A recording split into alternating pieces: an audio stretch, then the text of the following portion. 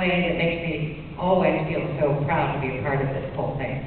He said, you know, of all the things in my life, having this relationship with Star Trek, with the vision of the future, with Roddenberry's vision, and my capacity to reach the world has not only enabled me to be a better person, but it has ennobled me to be the person that I am. And I just thought that's exactly it. That's exactly right. That's how I feel. I was asked yesterday how I felt about being Janeway, and there are no words to properly articulate the journey. It's an extraordinary privilege. It's an unbelievable honor, because I was the first girl, ladies and gentlemen. Let's just never be disputed. And if it is, you can say, I saw her in person, and Jade to be Jade, is she the girl? And I had many moments of terror and many moments of glory, but the essential journey was one of complete conviction, high honor, and an excellence in labor and in effort unparalleled in my experience. I have never worked so hard since, and I never worked so hard before. And I'm continually rewarded by meeting you people and coming to these things and finding out how I have touched you, and particularly women and women in science. This is the beauty of science. Are you girls in science? Or are you in science? Oh, say it out, sister one. That's the girl. Now, is it true or is it not true? And I hope you come up here. I mean, come to this microphone, and let's have a little dialogue. What are you doing? I just got a BS in engineering physics and mathematics, and I'm working on my master's in space mission design and space system engineering. And are your parents in this field?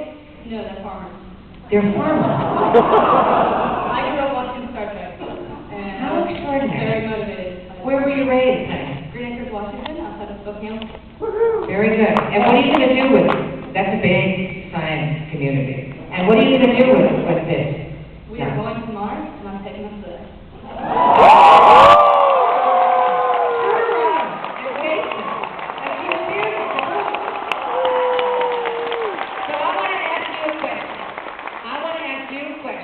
And you'll answer, because you're the real thing. I am a real rocket scientist. I know you are. When in the first or second season of doing Voyager, I was invited to the White House and the Kennedy Center by Mrs. Clinton to speak to women in science. Yes. Right? These women were culled from all over the world as experts in their respective fields. I couldn't possibly enumerate them for you. You know far better than I. But very advanced, right? And I was to speak to them from my vaunted position as Captain Janeway, the great scientist.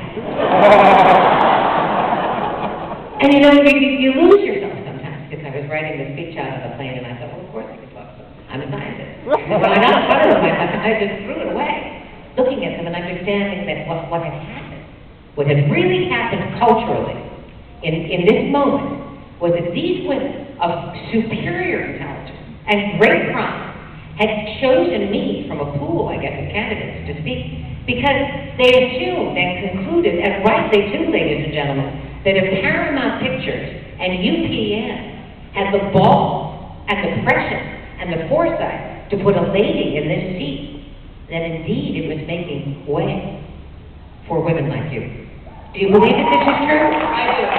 And what is this? What is this alchemy that happens between popular culture, which is television, and science, which is you? What happens in this transaction?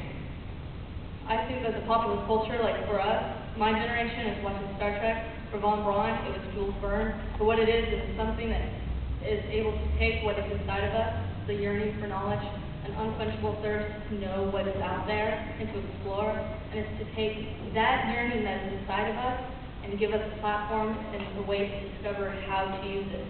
And so for me, I discovered space because I like Star Trek. And I realized I could have this yearning, I could explore and do this because of space. Now look at you, brought me to tears.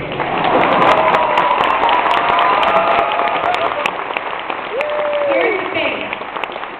Here's the thing, my darling, that binds us together forever. It's the unquenchable passion. That cannot be mistaken or in any way misinterpreted when it presents itself in its authentic state. And whether that's an actress on television or you on Mars, we share this, right? Yes. So that's the bottom. You were in my college thesis. What? I'd like to be in your will. You are going to have an extraordinary life. Let's hear it for this girl.